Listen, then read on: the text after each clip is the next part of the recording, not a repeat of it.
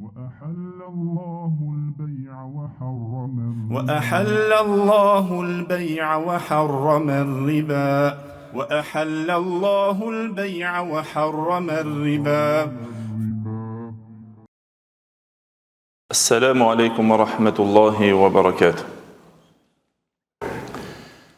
الحمد لله الذي شرع لنا من الدين ما ارتضاه وأحل لنا البيع وحرم الربا فعمت بها البركات وازدهرت الأرجاء. أشهد أن لا إله إلا الله وحده لا شريك له، له الملك وله الحمد في الأرض والسماء. وأشهد أن نبينا وحبيبنا وشفيعنا محمد رسول الله، إمام المرسلين وخاتم النبيين وصفوة خلق الله أجمعين. نشهد بأنه بلغ الرسالة وأدى الأمانة ونصح الأمة وكشف الله به الغمة وجاهد في الله حق الجهاد حتى أتاه اليقين. فصلوات الله وسلامه عليه وعلى آله وصحابته والداعين بدعوته والعاملين بسنته بإحسان إلى يوم الدين وبعد. Gjithë falënderimet dhe lavdrimet I takojnë Allahut xhelle xhelaluhu, salavatet dhe selamet I përcjellim profetit ton Muhammedit sallallahu alaihi wasallam, familjes së tij, shokëve të tij dhe gjithë ata të cilët pasojnë rrugën e tyre me të mirë deri në ditën e gjykimit. Të nderuar vëllezër, vazhdojmë që të informohemi dhe të jetojmë ende me temën e hapur në të cilën jemi duke jetuar me ta dhe duke u informuar, e ajo është shitblerja dhe tregtia që na para Kurban Bajramit ngelëm të shprehia e disa llojeve të shitblerjes në të cilët ata ishin në vete që përmbajnë el-gharar wal-jahala. Shitblerja që është në vete që ka pasiguri, ka pa njohuri, ndo ka pa drejtësi, e cekum shumë prej tyre të cilët kanë të bëjnë dhe futen në këto lloje të cilët përmbajnë në vete pasiguri dhe pa qartësi. Dhe folëm dhe për një temë e cila ishte që I përket pra shitblerjes, se si qëndron dispozita fetare në shitjen e kurbanave dhe mishit e kurbanave dhe çka bën në pjesët e saj, dhe treguam që duhet të flasim për një temë e cila është gjithashtu prej llojeve të cilët në to përmban pasiguri, është pra prej llojeve të bejul gharari wal jahala, nga shitblerja e pasigurisë, shitblerja e panjohurisë, që në to ka në vete ndoshta përmban pa qartësi, përmban pa drejtësi, edhe se pa dyshim se shariati Allahut xhelle xhelaluhu është ai I cili jo që I ban të ndaluara vetëm ato shitblerjet të cilët janë të qarta dëmet e tyre, por gjithashtu ai na lejmëron, na shpjegon dhe na tregon edhe për ata të cilët në vete mbajnë pa qartësi, mbajnë dhe ato shitblerje në vete pa drejtësi, e mbajnë pa njohuri, ashtu që të rregullohet çështja e marrëdhënieve tregtare mes njerëzve dhe mes muslimanëve, edhe kushdo I cili kapet për shpjegimin e ligjit e Allahut xhelle xhelaluhu do të gjen me të vërtetë se Islami është ai I cili dëshiron që të bën dhe të përmirëson lidhjen tregtare mes njerëzve, e të jetë ajo në qartësi, e të jetë ajo e pastër, të jetë ajo e njohur, edhe të jetë ajo në drejtësi, që mos të bjen në ndesh dhe ndonjë padrejtësi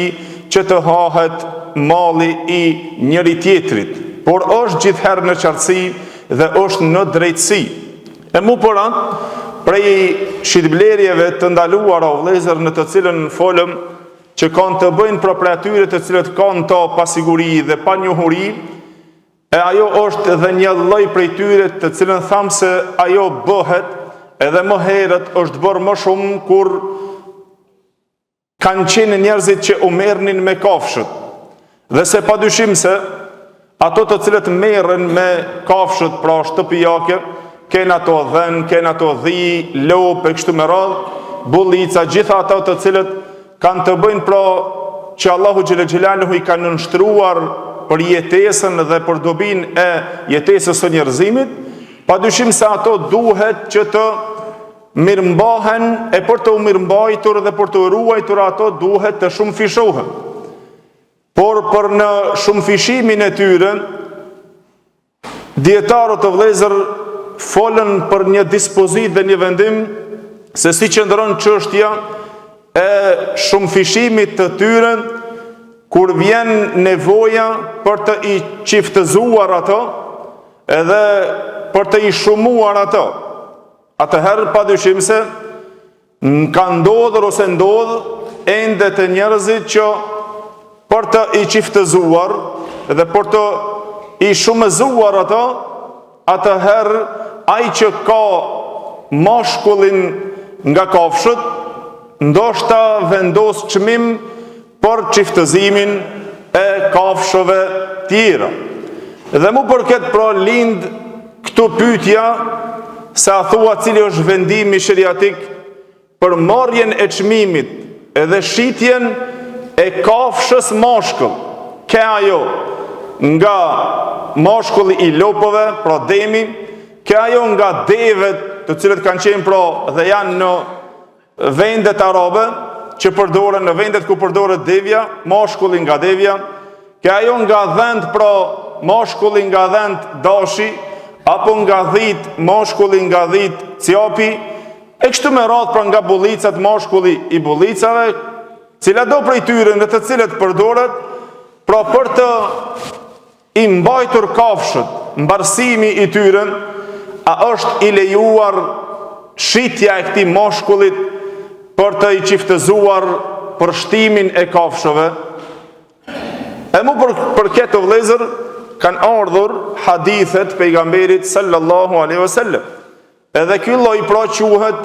bei'u asbil fahl. Shitblerja e qiftëzimit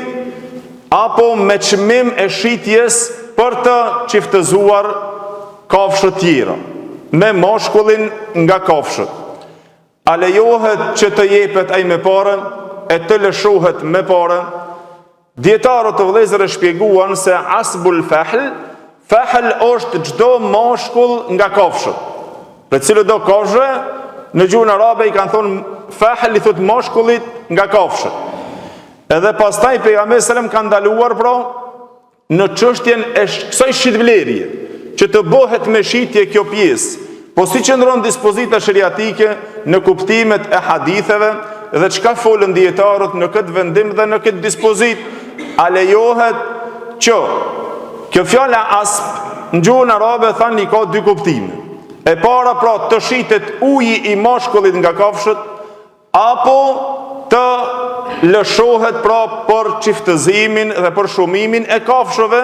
mashkulli nga kafshët për të femrat për të ushtuar. Atëherë pra në këtë pikë vëllezër, se edhe më herët i kanë bërë njerëzit kështu, e kanë mbajtur kafshën, pra mbarsin e tyre e ka bërë me çmim. Nëse dëshiron që ta lëshoj kafshën time pra mashkull, kja i kalin, kja i për shembull dashi apo demi apo cjapi, ta lëshoj me çmim, edhe ka vendosur çmim. Si qëndron çështja e çmimit të këtij në islam, a lejohet apo nuk lejohet?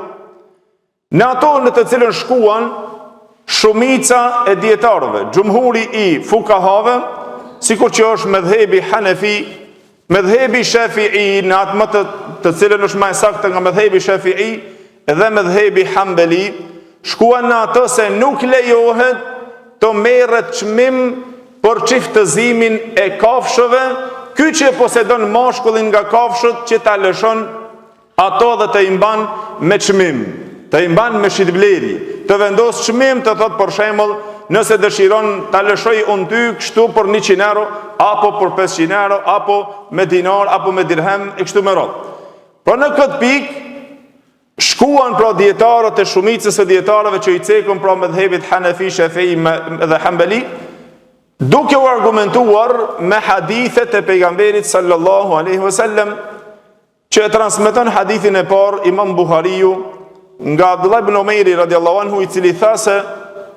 naha an-nabiy sallallahu alaihi wasallam an asbil fahl, ka ndaluar pejgamberi sallallahu alaihi wasallam që të shitet pra të lëshohet mashkulli nga kafshët për të i mbarsuar pra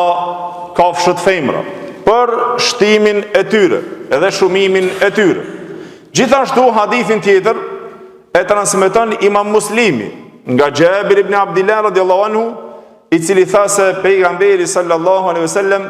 naha an bai'i dirabil fahl, tha ka ndaluar pejgamberi sallallahu alaihi wasallam shitjen e lëshimit të mashkullit nga kafshët për të femrët, për mbarsimin e tyre apo çiftëzimin e tyre, për shumimin e tyre. Edhe se nga këtu pra ka ajo në përgjithësi, cili do nga kafshët në të cilët është, ndoshta më herët të na më shumë e kanë përdorur për të lopët, nëse ka pas pra na i thomi muzatin demin mashkullin nga lopët, ai e ka lëshuar ato me çmim të caktuar. Tham shumica e dietarëve janë në ndalimin për shkak haditheve të sakta të pejgamberit sallallahu alaihi wasallam. Pse? Për arsye se në to nuk ka siguri. Edhe tham aty ku s'ka siguri, edhe ku ka paqartësi dhe nuk ka mundësi të dorëzohet, është çështje që varet nga mashkulli i kafshëve. Edhe ti nuk ke aty asnjë farë sigurie që ti e lëshon ato. Ose mund të jetë, ose mund mos të jetë, ose mund të ngel femrat nga kafshët të ngel 7 zonë, ose nuk mund të ngel 7 zonë, ose ngel me barë, ose nuk ngel me barë. Në këtë pikë pra, mu për atë shëriati Allahu xhël xhelaluhu flet në këto çështje të cilët janë vendim i qartë që të jetë ajo shitblerje e qartë. Ku është dobia e saj? Pejgamberi sallallahu alajhi wasallam gjithashtu deshti që shumimi i kafshëve të jetë i lirë, edhe të shtohen ato sa më shumë e jo të cenohen pra me çmim, edhe të vendosen pra të jenë me kufi. E mu për anë ka ndaluar pejgamberi sallallahu alaihi wasallam pra çiftëzimin e kafshëve të jetë pra me çmim, ose pra të shitet uji i meshkujve nga kafshët. Dhe mu për atë pra, prej gjitha tham, prej xhumhurit e dietarëve, shumicës e dietarëve, në të cilën ato shkuan, na treguan në vëllezër se kjo është ajo e cila rrjedh nga hadithet e pejgamberit sallallahu alaihi wasallam. Kurse mëdhëbi Maliki, ato shkuan në lejimin dhe e lejuan pra çiftëzimin apo mbarsimin e kafshëve, mirë po e lejuan në vëllezër me disa kushte. Ato lejuan me kushte dhe vendosën disa kushte nëse është koha e caktuar, pra 1 ditë ose 2 ditë, ose të jetë domethënë disa kushte me të cilët të jetë ato hershmëria e saj 1 herë, 2 herë apo 3 herë, kështu me disa kushte të cilët nëse ndodh që nevoja të kërkohet për shkak shtimit të kafshëve dhe nuk gjejnë se me çka të ishton lopët dhe të shumon lopët apo dhënt apo dhitë kështu me radhë, detyrohet ndoshta ky që të paguan mashkullin nga kafshët për shumimin e bagëtive të tij. Atëherë pra në këtë pikë, nëse ky detyrohet, derisa than Hambelit, than nëse detyrohet nuk ka ky mëkat që detyrohet për të paguar, ngel pra mëkati dhe e keqja ndalesa të ai i cili e shet ato me parë, ai i cili e jep ato me çmim. Por mirë, nëse dikush i cili ka demin, e ka dashin, e ka capin, e ka kalin e kështu me radhë, ai e jep ato, por e jep pa çmim. Dhe ai i cili i ka kry punë, ai dëshiron pra për shkak ndihmesës të tij, të shumëzimit të kafshëve bagëtive të tij, ai dëshiron që ta shpërblen ato me ndonjë hedije. Këtu pra ndalesa nuk vlen. Të gjithë dietarët thanë se është e lejuar nëse i jepet hedije, i jepet dhurat diçka për shkak se ta ka kry punën. Argument për to e kemi hadithin të cilën transmeton Imam Tirmidhiu nga Anas ibn Malik radhiyallahu anhu, i cili tha se vjen një njeri nga fisi kelb, i cili e pyet pejgamberin sallallahu alaihi wasallam dhe i tha: Ja Rasulullah, tha na i lëshojmë ato meshkujt nga kafshët për të çiftzuar dhe për të mbarsuar te devet, atëherë që janë marrë me devet më shumë. Tha dhe a lejohet, dhe kam dëgjuar se nuk lejohet që të jetë ajo me çmim edhe me para. Tha pejgamberi sallallahu alajhi wasallam ndalohet çiftëzimi i kafshëve të jetë, pra të lëshohet mashkulli me para dhe me çmim. Tha ja Rasulullah, fa inna nukramu bidhalik. Tha po na nderohemi ndonjëherë, ne nuk japim me çmim, e lëshon mashkullin nga devet për të i mbarsuar pra kafshët, po nuk vendos çmim, ja e pashtu, po ai na nderon ndonjëherë me ndonjë dhuratë. E nderon për shkak se i ka kry punë. Tha nëse ai e jep këtë nder, atëherë pra në këtë pikë pejgamberi sallallahu alajhi wasallam e lejoi nderimin, dhuratën, hedije për atë punë të cilën ai ta ka kryer, a kurse nuk e kanë lejuar pra çështja e cila është pra mbarsimi, të lëshohet pra mashkulli, ke kali, ke demi, ke dashi, ke cjapi, që të jepet pra me para. Gjithashtu o vëllezër, si folje me të cilën kanë folur dietarët, kanë shkuar dhe në sqarimin apo dhe në diskutimin, të cilën diskutuan sa i përket dhe një lloj të shitblerjes që erdh me një hadith, të cilën e transmeton Abdurrazaku, e kanë nxjerrur Abdurrazaku në sanifën e tij, nga Ibn Omer radiallahu anhu, i cili tha se nehen Nabiu sallallahu alaihi wasallam an bai'il madhamin wal malaqih. Ka ndaluar pejgamberi sallallahu alaihi wasallam nga shitja e madhamin dhe malaqih. Çka janë këto madhamin dhe malaqih? Tha madhamin është të shitet fëtusi apo ajo çka është në barkun e femrës për të kafshët, edhe malaqih është ajo çka është në korrizin apo në brenda, në barkun në korrizin e mashkullit nga kafshët, pra uji apo sperma e kafshëve të shitet. Dietarët të vëllezër shkuan derisa sollën dhe ixhma në ato që ndalohet shitja e ujit të mashkullit apo marrjes fetusit nga femrat, apo anasjelltas në këto dy lloje të cilët i ndaloi pejgamberi sallallahu alajhi wasallam në shitjen e saj. Dhe sjell ixhma, sjell konsenzus Ibn Mundhiri, sjell konsenzus Ibn Rushdi, Kurtubiu e të tjerë nga dietarët, mirë po nga dietarët bashkohor, pat nga ata të cilët e lejuan nëse është çështja për shembull që merret me injeksionen, edhe është çështje që dorëzohet, edhe ajo merret dhe është pranë, përderisa është mundësia e dorëzimit, është e sigurt në këto, domethënë prej dietarëve bashkohor, të cilët e lejuan kur është rujtja e racës ndonjëherë, dhe ajo nuk merret vetëm se kanë metodat të cilët merren me injeksione e kështu me radhë. Pra në këtë pikë në to disa nga bashkohorët e lejuan, mirë po ajo sa i përket atyre të cilët kanë qenë nga dietarët më të vjetër, pra nuk e lejuan shkaku i hadithit që erdh pra me zinxhir të fortë të Abdurrazaku që ndaloi pejgamberi sallallahu alaihi wasallam an bai'il madhamini wal malaqih. Pra shkurt në këtë pikë pra është që të dimë se në to